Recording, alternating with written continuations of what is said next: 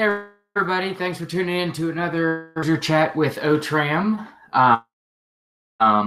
Same as always, I don't have anything planned for tonight, so yeah, whatever you guys would like to chat about, I'm game. Trying to think if there's anything exciting going on at the shop. The second batch of 80 series crankshaft holding tools should be in hopefully later this week. I ordered some more of those. The video isn't coming through and for you guys on my end. Not sure what's going on. But yeah, so I should have the new 80 series crank tools in stock soon. Ran a whole bunch of 80 series exhaust out last. Got a batch of those done. That's about it. Got the head back from the machine shop to finish up the video. It ended up changing a little bit. We ended up having to deck that head a little bit more than normal, so I had to go with a thicker Cometic head gasket over the factory gasket. So we went ahead, ordered the Cometic gasket and ARP head studs. I'm just waiting for a surface roughness gauge to come in so that I can to make sure it's good for the Cometic head gasket.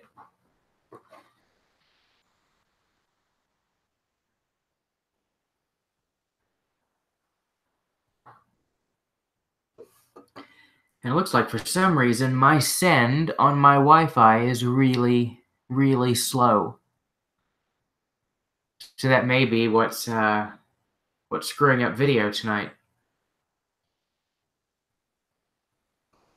I think that's the only real news.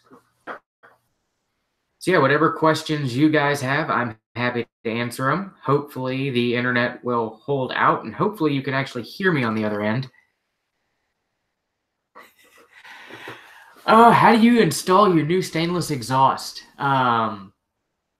It's actually really easy. 4 nuts at the manifolds, pop the oxygen sensors in, and then there's just 2 V-band clamps, which are nice because it lets you swivel everything and get clearances right, and it bolts up to the factory mounts. Super duper easy. I had 2 of your exhaust cushions in stock. Had to order the 3rd one in from Toyota, so I got to remember to go pick that up in the morning. It's been sitting at Toyota since last week, and I keep forgetting to go pick it up. But yeah, the 62 exhaust is really, really easy to put in. It makes it a lot easier if you take the driver's side rear tire off. It makes it easier to snake the tailpipe through. But yeah, yours is all boxed up, just waiting to strap it shut until I go pick up the mount in the morning.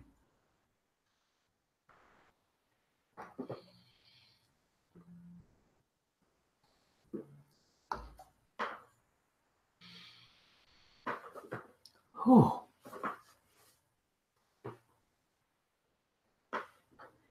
Yeah, it's the 62 is much easier to put on than the 80 series. The 80 series has a ton of V-bands, so everything can swivel. So you've got to do a bunch of, like, you put everything in loose and then swivel everything to get the clearances right. And it's a lot of juggling to get the 80 series one in. And you know what? The 62, you can probably put it in now without taking the tire off. We used to take the tire off because I used to do the muffler and tailpipe all as one piece. And you had to split it to get it in. But we put a joint in the ones we ship to make them fit in a box. So you may be able to do it without taking the tire off. been trying to figure out why my center diff lock is not engaging. I'm a 97, checked the wires and sensors, but no motor sound or relay sound.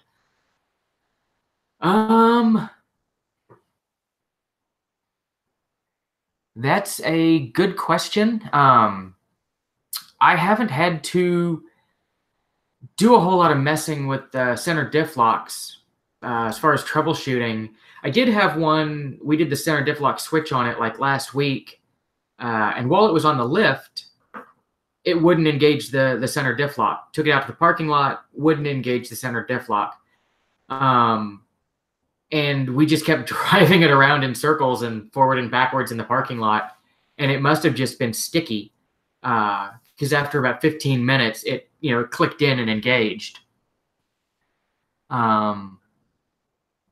Yeah, beyond that, have you checked the two switches on the transfer case, like that do the travel of the locker actuator motor, and then also the one that tells it that you're in low range? Because that might help. ABS diff indicator lights. Okay. So that means that that's all working.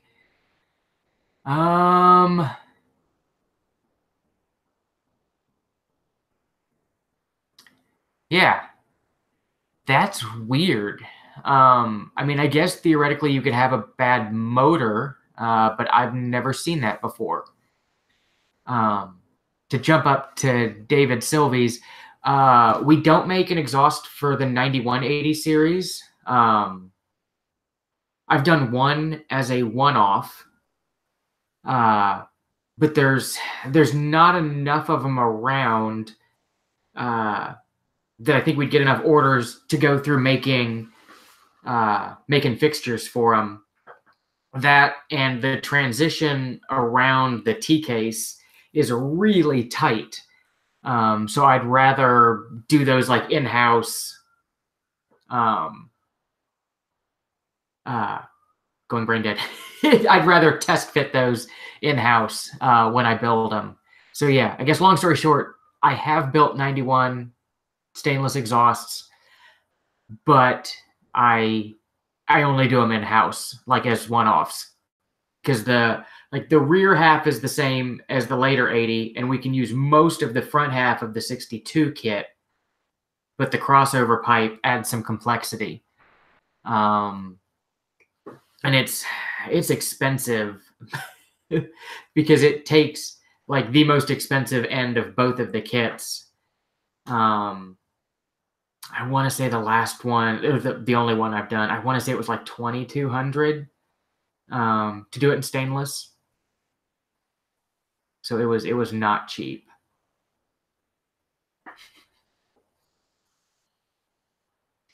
And yes, we have lots of books in the office. And there's even more in my wife's office at the other end of the house.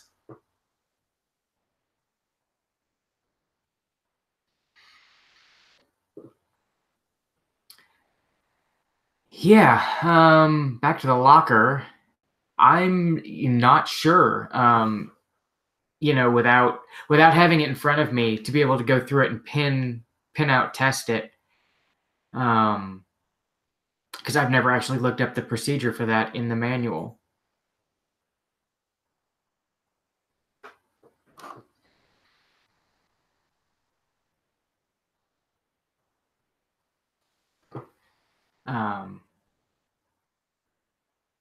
But yeah, if your switches are working and your lights are all turning on, I would lean towards a bad motor, but I've never actually seen one. So you may be right with relay.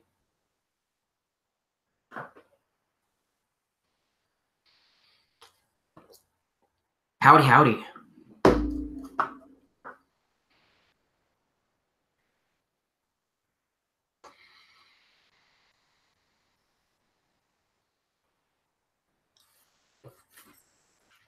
Whew. I'm moving slow tonight. I whaled my funny bone this morning, and there's like a huge purple lump on the back of my arm now. It's killing me.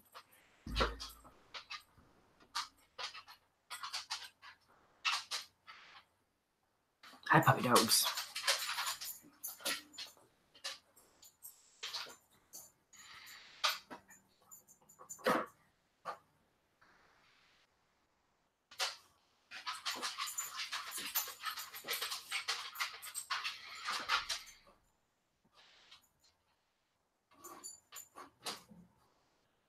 It looks like the video end is finally clearing up. I wonder if my internet improved.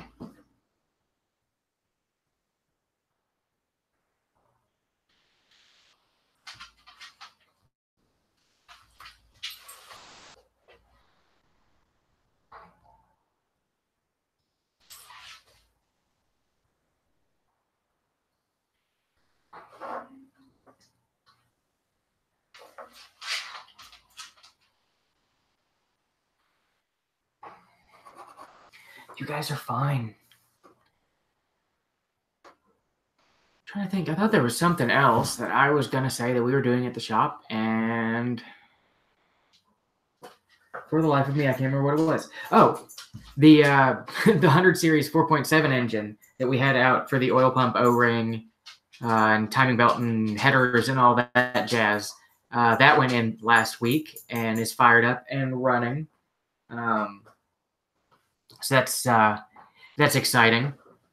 Crash was really excited that it came back to life, and everything was nice and smooth, and it fired right up. So it'll be nice to get that out. We've still got one engine out and on a stand, but I should have that back together this week.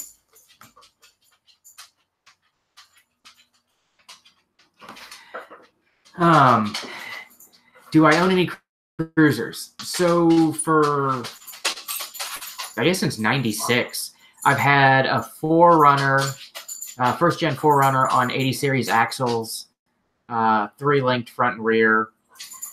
But it's been sitting for like 8 or 9 years. I just bought an 80 series like a month ago that I'm going to build as a mild wheeler. Favorite series is the 70 series, but I can't afford one.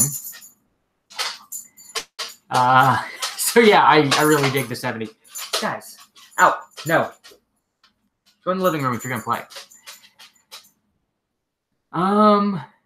To Art, what's the best way to flush a cooling system on an 80 series? I've never messed with the cooling system flushes. We've gotten lucky enough to not have any sludged up, so we just drain and fill them. You know, I know Prestone makes the little kits that you can put in line, you know, with the heater hoses and run the garden hose through. I've never had a ton of luck with those. There's a company called HECAT. It's like HECAT. They make a pulsing flush gun that you hook up to the heater hose and an air compressor, and it does like high pressure pulses of water to knock everything loose and clean it out. I've heard they work exceptionally well, but I've never actually used one.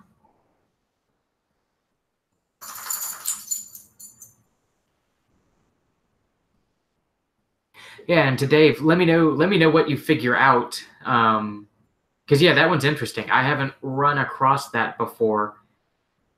You know, I've just run across them being sticky, and so far, just driving around them in circles has helped clear them up. And now I've just jinxed myself, and my 80 is probably going to have center diff lock issues.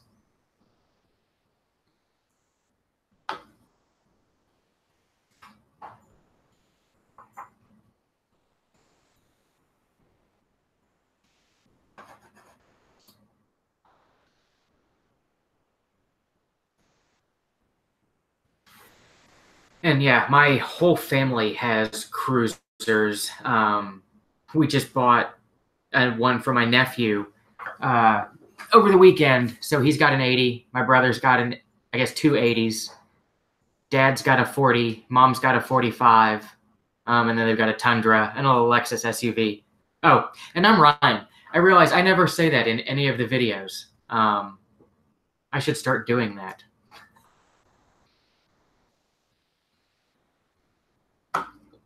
I get so used to my work shirts having my name on them that I never actually introduce myself.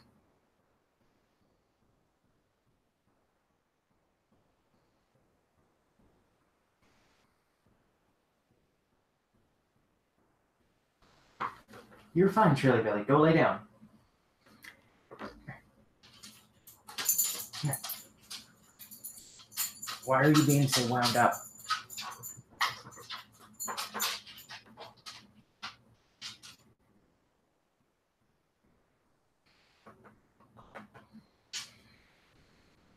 The dogs have been stuck inside all day with the rain, and they're very wound up.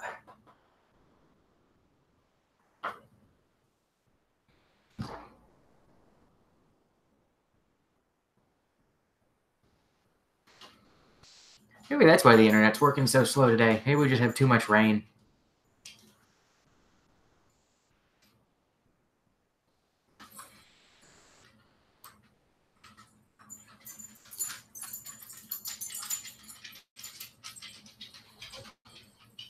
But yeah, hopefully I'll start working on my 80 pretty soon. Got to put a windshield in it and start driving it and see what all it needs. I know it needs a ton of oil leaks. And to Mark, what's the reason the head was removed from the 80 in your video? It was for preventative maintenance. We tend to do way more head gas, like preventative maintenance head gasket repairs, than we do for head gaskets that are actually blown on 80 series, which I'm not super a fan of. You know, it's more of my opinion of it may not blow, so leave it until it blows. This one, it was actually a good thing we pulled it. You could see where the gasket was just getting ready to pop on number 6, and the head was actually warped, was fairly warped. The machine shop had to take quite a bit off of it to get it back flat, enough that I ended up having to get a slightly thicker than stock Cometic head gasket, which I've been waiting for that to come in to finish putting it together. So yeah, I got the gasket today. The head studs are in. I'm just waiting on a surface roughness tester to come in to make sure that the block is smooth enough for the new gasket. And then I'll get the second half filmed.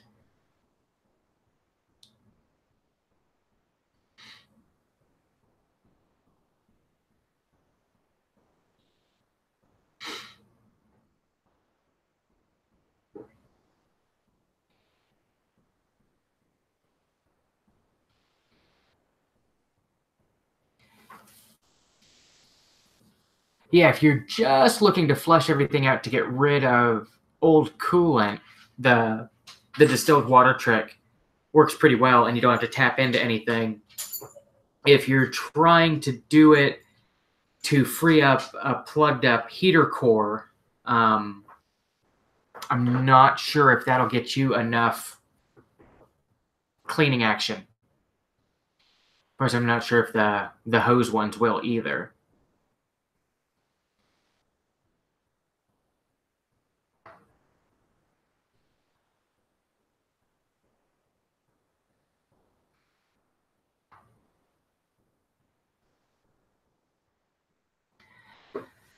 Have I seen any good replacement seats for the 80 series? I haven't. I've done, a couple of random, like, hey, swap X seat into my 80. And the problem you run into, if you look at the 80 seat tracks, they're offset. The tranny hump is so wide that they offset the seat tracks over. And part of the 80 seat hangs over the tranny hump. So it seems like when you swap, aftermarket seats in, because of the wider rails, it ends up either setting the seat higher so your legs don't really fit under the steering wheel, or offsetting it so it's not centered on the steering wheel. I'm sure with some aftermarket seats, they could offset the tracks, or they'd be thin enough to drop them down low enough, but I haven't seen them yet. I need to start looking and doing some research. The seats in the 80 series I just bought are absolutely terrible. So I'll probably be pulling those out and replacing them with something. I just don't know what yet. Whether I'm going to try to find another set of factory seats, or if I'm going to try to find something aftermarket to fab in there. Probably going to go aftermarket, but I haven't done that much research into it yet to figure out what I'm going to do.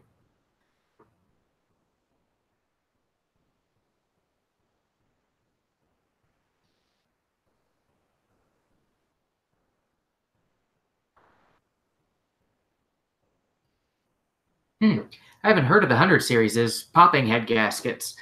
Have you pressure tested it to make sure it's the head gasket? It does not look like a fun job to do heads in 100. Although the engine comes out real easy, so you could do it on the stand. The AC evaporator is super easy to get out on an 80 series. You take the glove box door off, you take the little brace for the glove box door out, and it's a couple of screws, and the whole box will come out once you've undone the lines from under the hood. You got to evacuate the refrigerant out, but you undo the lines under the hood, and the expansion valve and the evaporator will come out as a unit with the case. They are super easy to change. Like under an hour to change one. Toyota was actually thinking ahead when they did the evaporator core in the 80 series. I haven't had to pull a heater core out of an 80 series yet. That doesn't look like it's going to be fun. I think the whole dash has to come out to get to it. I've done it in a 100 series, and it was not a fun job. So I can't imagine it's any better on an 80. But the AC evaporator is super easy to get out.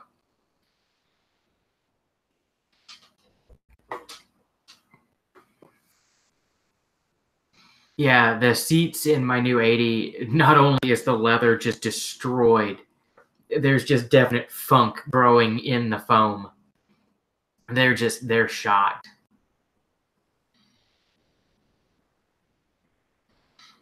Yeah, I've used the Denso cores before, and they work great.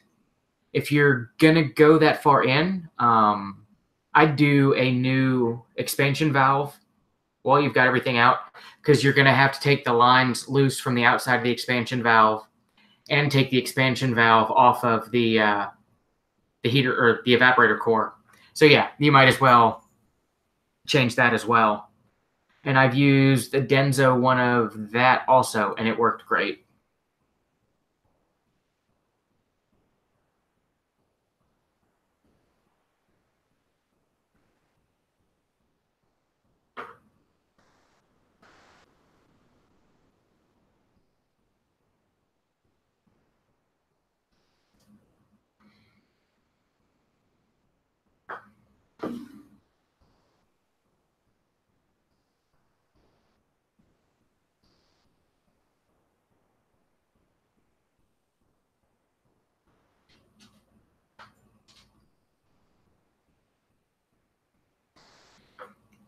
No problem.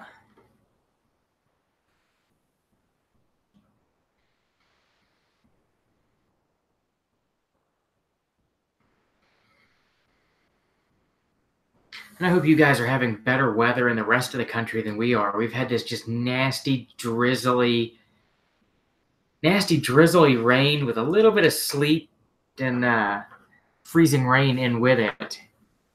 And it's just nasty outside. My parking lot's like one huge pond. I'm not a fan. I need to push part 62 into the shop so I can finish pulling the computer and wiring harness out of it. And the parking lot's just too swampy to get a good push on it.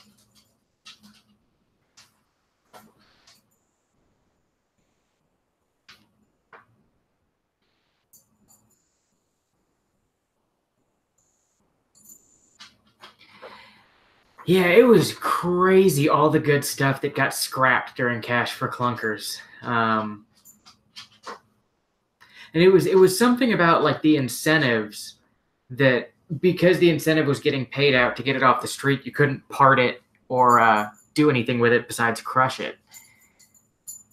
It was really sad because a bunch of really cool stuff got crushed.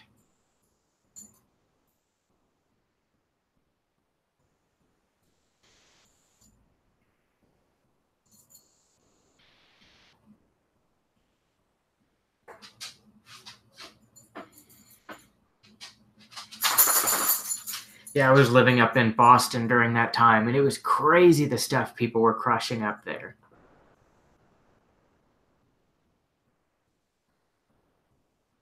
Granted, most everything up there was completely rusted out, so it probably was better that it was getting crushed.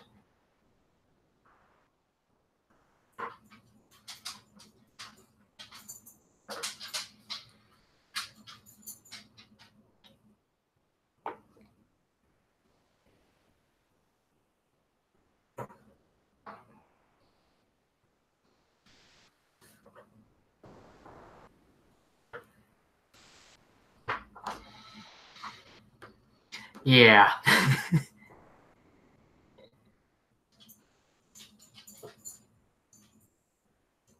Oh, I guess you might not be in the US, and a 100 series might be the same as an 80 series engine where you are.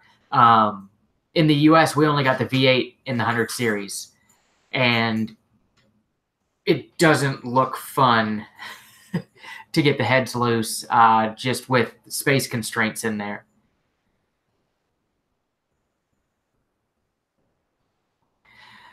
Which Land Cruiser is the best drive and work on?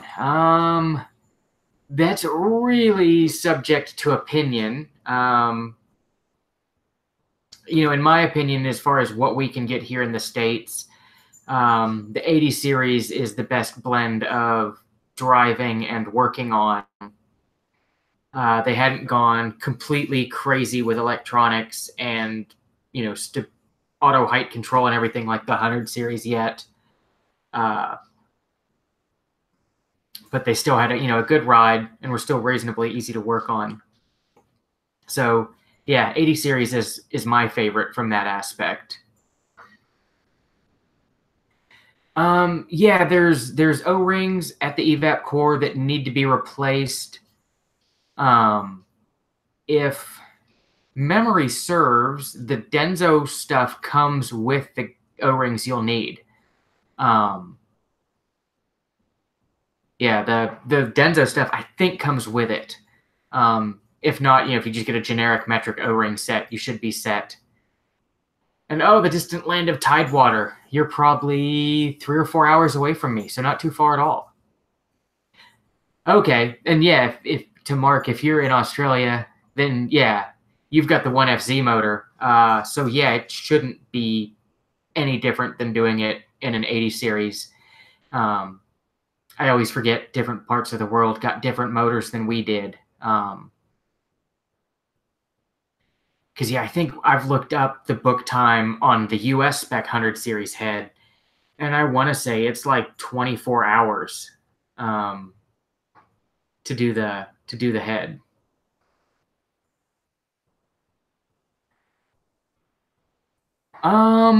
Does the Denso? I'm assuming you're talking about the Denso AC compressor.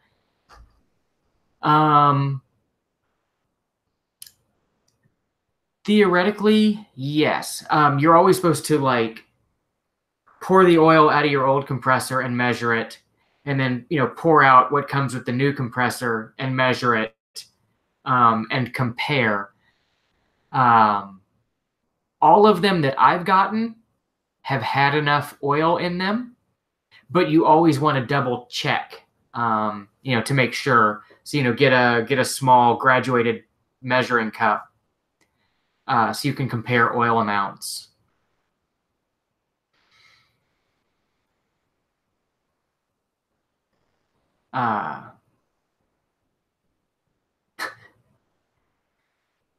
Yeah, if the old system was open and leaking, it's always a guessing game. As far as oil amounts, unless you've completely flushed the system, which means taking everything apart and flushing the system, and then super evacuating it and pulling a vacuum to make sure all the flush stuff and moisture is boiled out, and then refilling it with a factory spec of oil. And even then, you end up oil balancing the system. So you're going to put some of it in the compressor, you're going to put some of it in the condenser, you're going to put some of it in the dryer. Yeah, it's a big bag of worms when you get into playing with AC compressor oil.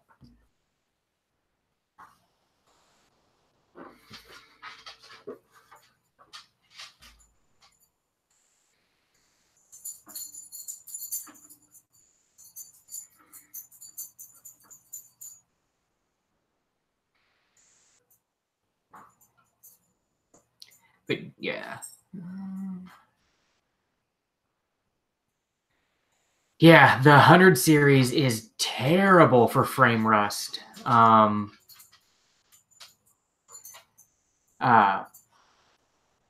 Yeah, like anything that comes down to us that's like Pennsylvania or further north, the frames on them are just completely rotten.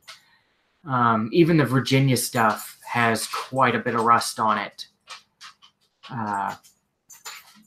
We've had a couple that we've had to tell people, hey, these aren't safe to drive home. The rear suspension's about to rip out of it, or the body mounts are ripping out of it. So yeah, not fun. And to Jeff, you probably could blow the system out with nitrogen. I've never tried it. I've heard of people using it for leak detection on automotive systems. I think the problem is trying to get it out of the receiver dryer and like all the low points in the condenser and stuff. So without running like the heavier, thicker flush fluid through, that kind of forces everything out. Like the nitrogen will blow around it.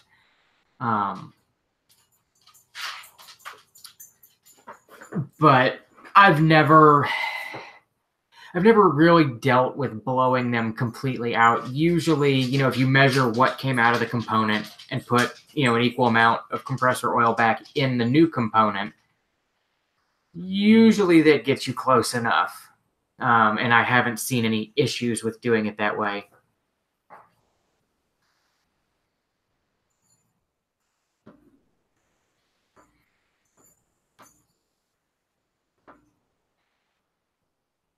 But yeah, I've never had a tank of nitrogen at the shop to try it. I guess I could try it with argon. It'd be, similar.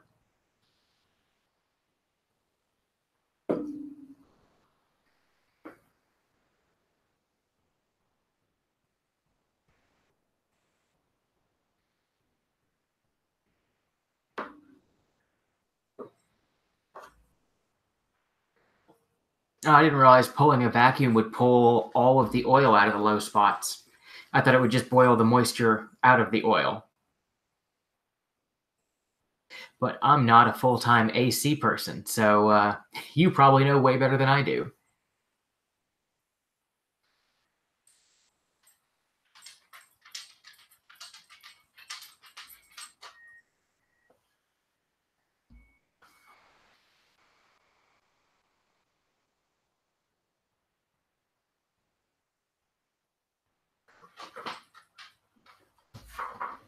It's not time yet.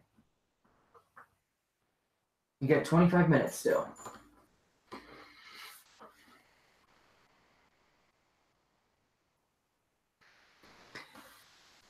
Gotcha. Yeah, I've got a micron gauge on the pump, the vacuum pump at work. And normally we can get them down to 450, 500 microns. Um, so yeah, we try to pull them pretty low. And thanks. I'm glad the videos are enjoyable and helping people out. They're fun to make, even though they're super time consuming. I enjoy making them. I've got a couple to film, hopefully later this week, if everything comes in that I need for them.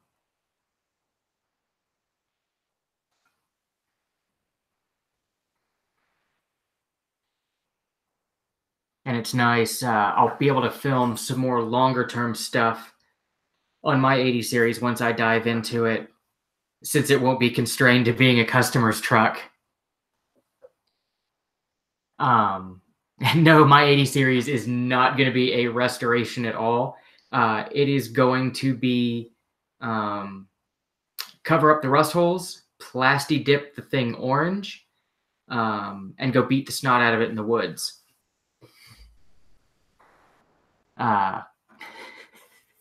It will not be getting a restoration. I'll go through the mechanical and make sure all the mechanical's good. I did body restoration for a decade. I have no interest in doing it anymore. So the mechanicals will be good. The body I don't care about. And I don't think Toyota's done a recall on the Hyundais. It seems like they completely skipped them as far as recalls or frame anything. And the V8 and the 100 series is a timing belt. Land Cruiser Life beat me to it. Yeah, the V8 and the 100 series is belt. The 5.7 and the 200 series, they went back to chain.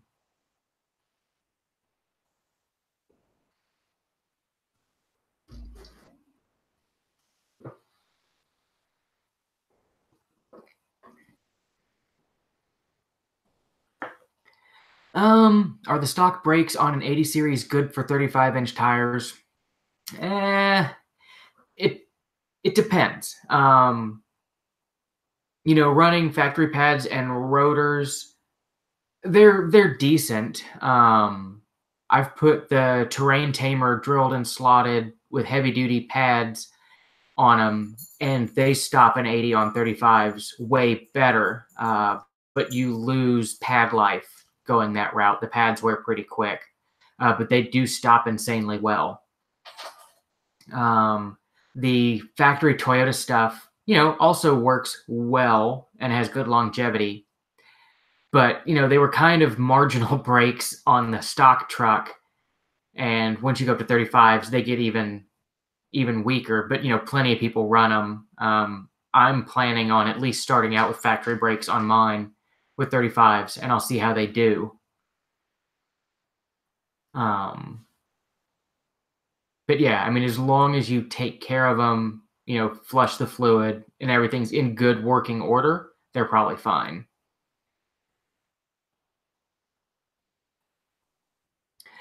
Yeah, if it's ticking on cold and goes away once it's warm, it's probably due to cracked manifolds.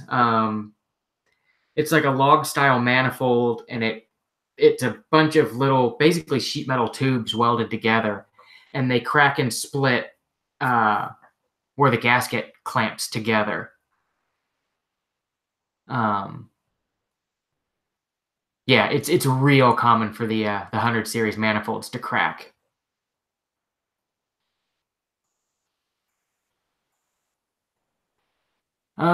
Shift into low range and put it in drive makes a spinning, scratching sound. It sounds like for some reason you're not getting all the way into low range. Like the hub's not engaging all the way. So, your shifter might be binding on something, or the linkage might be sticking. That would be my guess.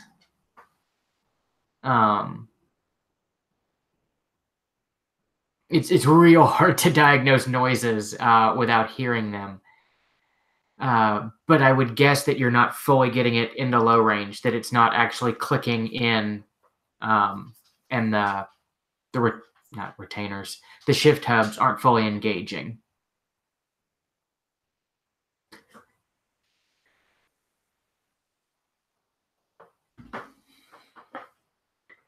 How could you forget my timing belt video? Those are like Oscar worthy.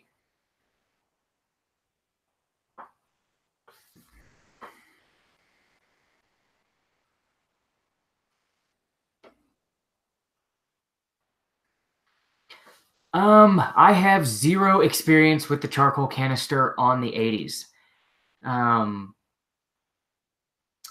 I've read about the problem, with the hissing with the gas cap, but we've never had anybody come through the shop that was concerned about it enough to actually do anything about it. So I've never actually messed with replacing them.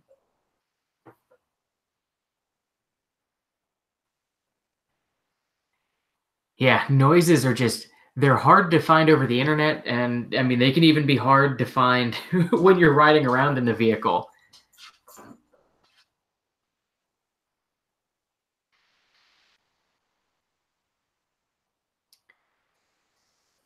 I'm trying to think. I don't remember if the GX470 is a lever or if it's electric shift. Like the Sequoia, and I think the Tundra electric shift. The 100 series is lever. But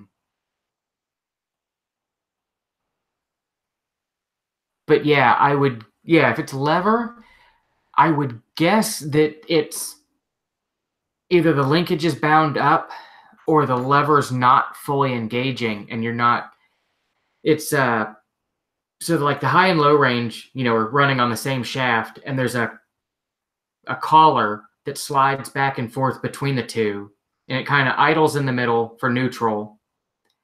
And then, it engages in high and it engages with teeth on low. So if you're not fully getting that coupler slid all the way to low, it would grind as those teeth don't engage. That's the only thing I can guess. And importer exporter. And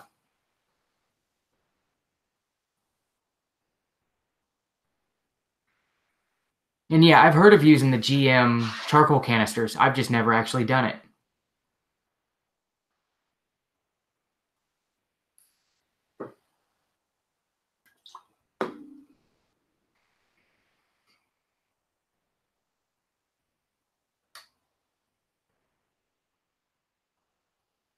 But yeah, especially if it feels like if it's shifting like a bad clutch, that would be my guess, is that for some reason it's not fully engaging.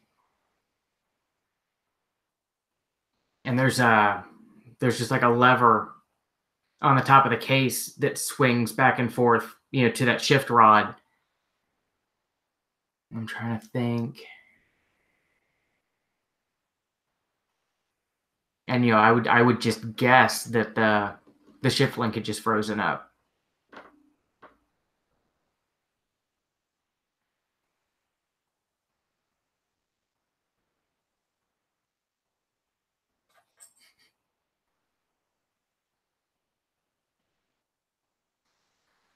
What's up, Richie?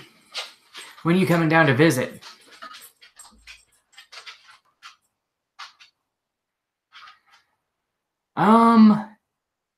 There probably is some technical spec for checking the timing chain length on an 80. I've never done it, and everything's been fine. I've yet to see an 80 series with a worn out timing chain, or a 1FZ with a worn out timing chain. I've only had to replace one, and it was because the timing chain guide had broken. And while I had everything torn apart to do the guide, I went ahead and did the chain and the sprockets and everything else. But yeah, I'm sure there's a spec for chain length. But you probably also have to have the chain completely out of the truck to measure it. And with just the head off, um, the chain is still on the lower crank, so there's no easy way to get it out. It's a ton of work to get the timing chain cover and everything off with the engine still in the vehicle, because you got to lift the engine up some, at least in the 80 series chassis, to clear the oil pickup tube. And I would assume it's the same in a 100 series chassis, because we just had to pull a V8 out of a 100 series to do an oil pump O-ring, because you couldn't get the pans out in the truck. There was nowhere near enough clearance to get the pans out.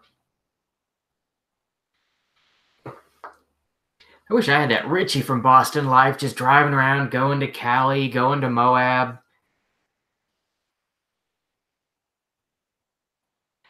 I don't think the chain will drop off the lower socket. I run zip ties through the upper cam sprocket to hold it in place and in time with the sprockets. And then I just set everything gently down onto the tensioners. And I've never had it come off of the lower sprocket. If memory serves from having it apart, there's like a little scoop on the timing cover that slides under that kind of holds it from being able to slip off.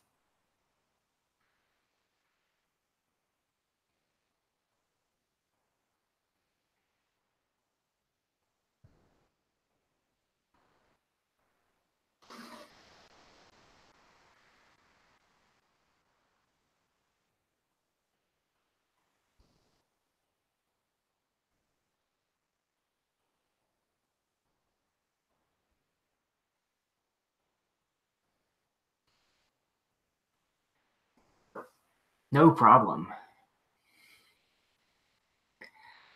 No, we've just got this like nasty, drizzly, kind of sort of freezing rain. Yeah, we were supposed to get snow or ice, I think yesterday. We didn't get anything. All we got was just a bunch of drizzle. I think we maybe are supposed to get some later this week.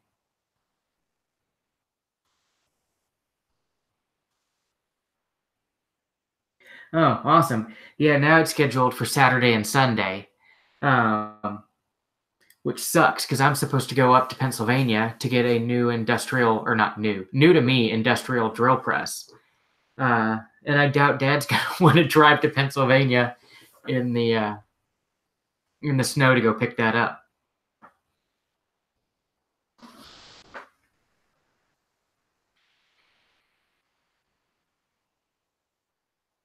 So yeah, fingers crossed that it doesn't snow on Sunday.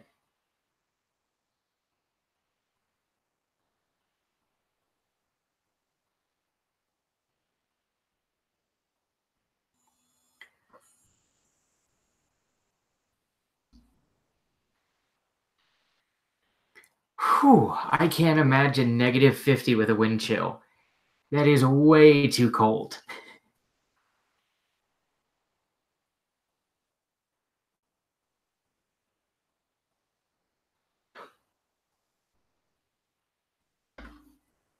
That's what I love about chat.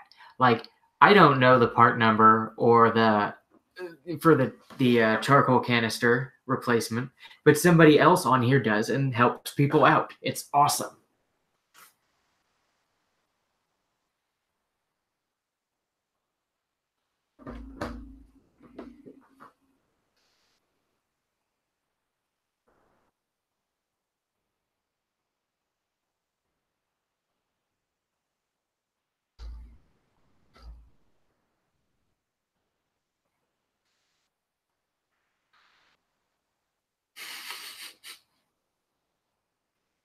Yeah, I can't imagine trying to fire it back up at -50.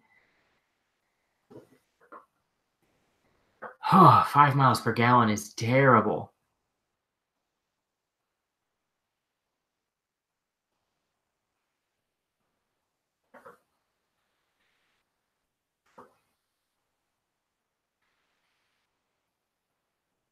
A buddy of mine was out, I think in Wyoming, and they were trying to start one of their service trucks. And it was a diesel. I think he said they had to build a campfire under it to get the oil warm enough to crank the thing over.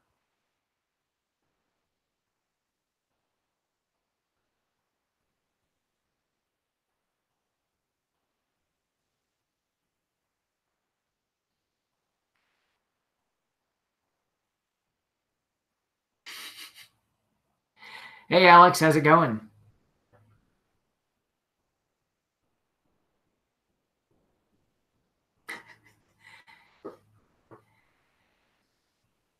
Yeah, the nice thing about the Land Cruisers is like they all have or all seem to have the same set of issues.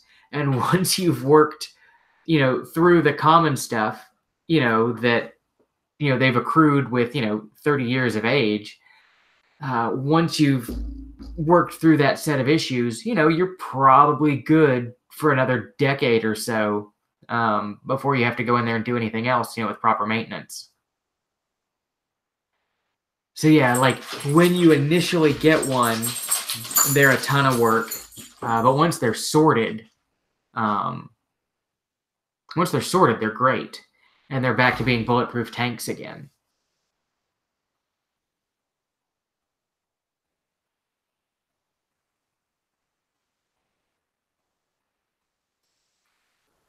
I'm gonna go run and unlock the front door real quick. I think my wife just got home.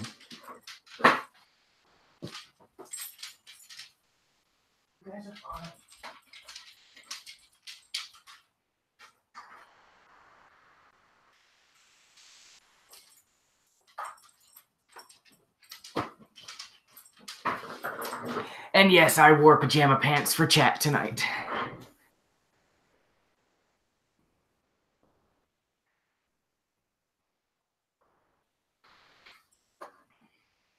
The 80 series that I've got the engine out of for doing the head gasket and a bunch of other leaks right now has a block heater on it, and I've never seen an 80 series with a block heater installed. And it's weird because it came from like down in Atlanta. Yes, I guess that is true. It is better than no pants. Yeah. I think if I did chat with no pants, I would have to do it on a different website. I don't think YouTube would be down with that.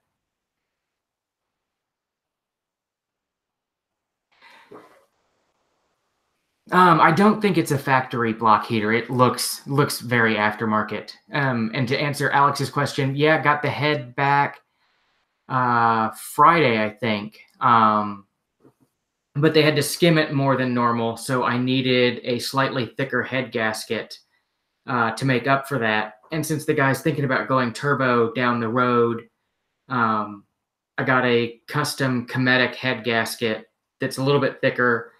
We got that and ARP head studs. Got the studs Monday, got the head gasket today. I'm just waiting. I ordered a surface roughness tester to make sure that the block is smooth enough. Like I've already checked it with a straight edge and I know it's flat, but I want to make sure that it's smooth enough that the all metal head gasket will seal to it. And that should be here tomorrow. And then I can get back to filming the rest of the 80 series head gasket video.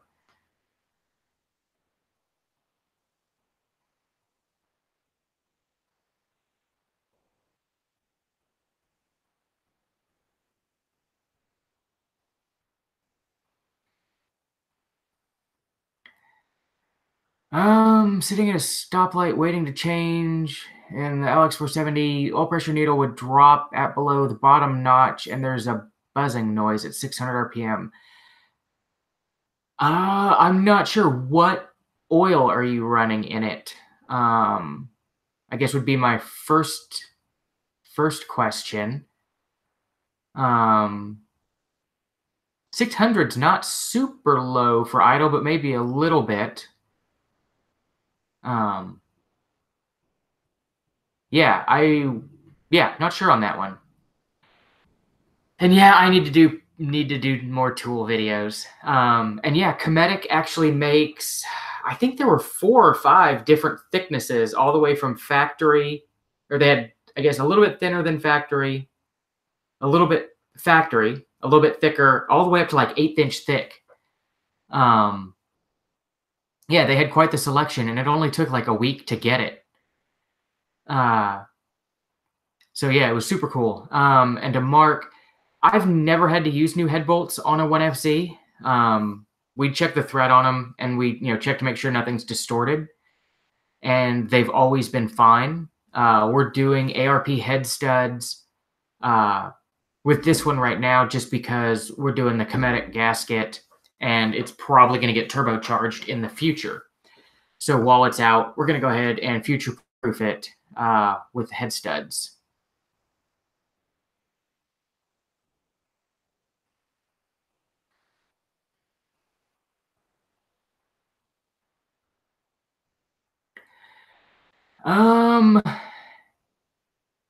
We normally don't see a ton of steering play in the knuckles. If you jack the front tires off the ground and shake them, you should be able to feel where the play is. I guess it's possible that you could have really worn knuckle bearings, but I've never seen it before on an 80. Usually it's wheel bearings or tie rod ends or the steering box. It could also be the panhard bar in the front. Like if you've had a lot of oil leaks and it's worn or not worn, but like destroyed the bushing, you could have slop in the panhard doing it. And back to Land Cruiser, 530 synthetic should be fine. I'm not sure. I haven't run into a low oil pressure on 100 series yet. And yeah, I'm planning to do a video on the smoothness tester. I'm probably going to do a video on like checking the block for straightness, checking the head for straightness. And I'll do the smoothness tester as well. Because that, yeah, I'm interested to see. I couldn't afford a new roughness tester because those are like over $2,000. But I found a used one in good condition on eBay, so it'll be interesting to see how it goes. Oh, is the cat sneaking up on me?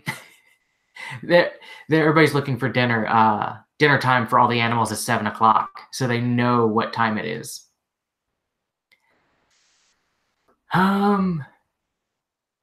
Yeah, I guess it could be either the knuckles or wheel bearings, or the steering box. Like the steering box, you may have just run out of adjustment if it's super sloppy. I think the Toyota steering boxes are still available. I want to say they're like $2,000, which is insane. What was it? We just got a Reman in, I want to say I got it from Maval, Maval, and I've had decent luck with their rebuilds. And I think it was around 600 from them. But I'm not positive.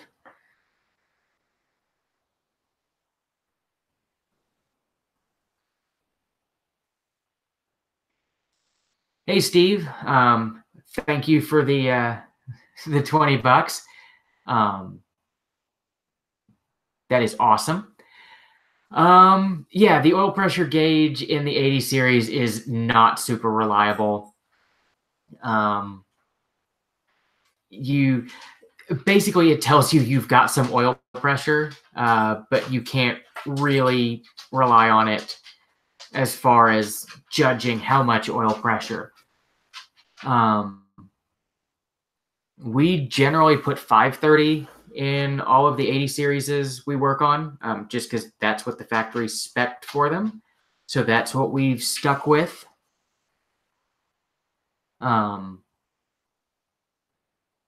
Yeah, 1030 is probably fine in an 80 series. With the newer motors like the 100 series and the 200 series, we only run the factory spec oil. But I know people run thicker oils in their 80s. We run 530 in them and have never had a problem with it. Cool. Yeah, cruiserparts.net might have a steering box, but it'll likely be worse than whatever you started out with. I have never had good luck with getting parts from them. It's always been worse than what I was trying to replace.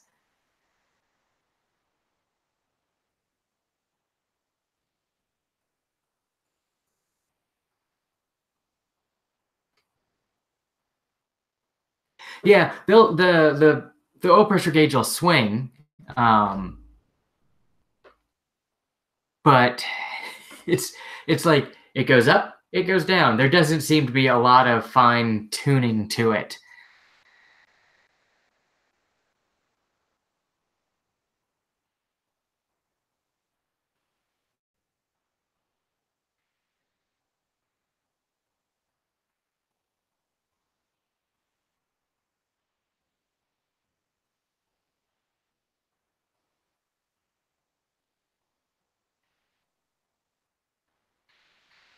Yeah, 530 is all good.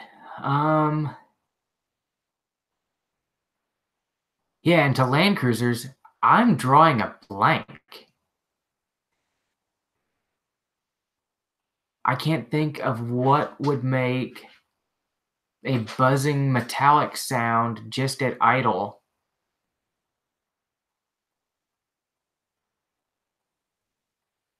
I've never dealt with Cruiser Junction. I'll have to write that down for future reference. I've also had good luck with Cruiser Yard out of, I think he's in Austin. And I think he has 80 series rebuilt boxes with the bigger 100 series sector shaft in them.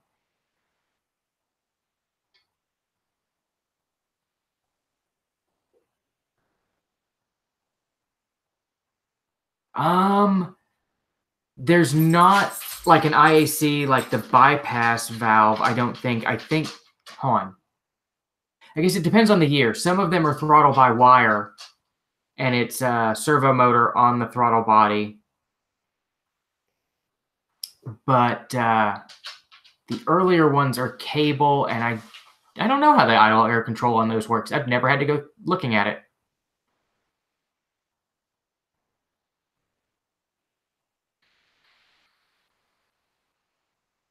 Yeah, 2004 would be around the switch, and I can never remember the exact if it was 04 or 05. But yeah, I wouldn't think that would do it, but possibly. Yeah, heat shields on the exhaust.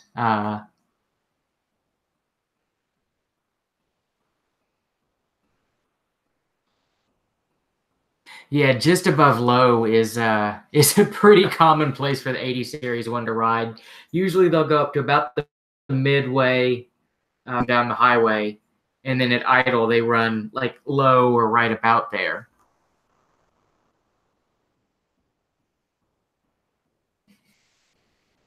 You can see Logan's had experience in chasing down noises. He's got all the things to check.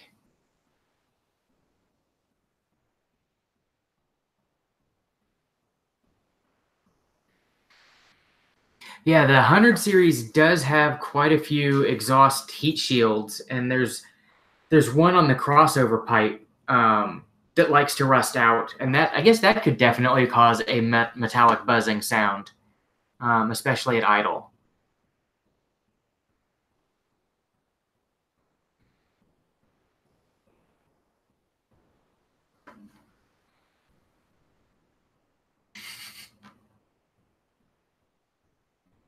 I hate tracking down noises.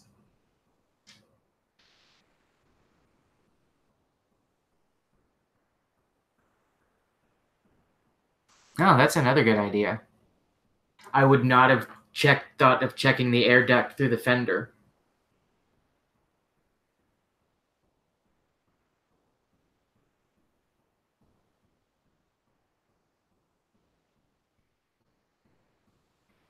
Oh, and if you guys don't mind, I'm gonna jump off of here for the evening so I can start dinner and feed all the animals their dinner. Get everything cooking before my wife gets home from work. But yeah, I'll be back. Be back same time, same place next Tuesday. And I'll catch you guys later. Thanks for tuning in. Thanks to everybody that subscribed. Thanks for everybody that's tuned in on Patreon to donate to the channel and help us out. Thanks to Steve for the $20 a minute ago. Yeah, tonight's dinner. What is tonight's dinner? I think we're having quesadillas for dinner tonight. But yeah, the dogs, all the animals are prowling behind me because they're ready for dinner. So I'm gonna jump off of here. I'll catch you guys next week, and thanks for tuning in. I really appreciate it. Catch you next week.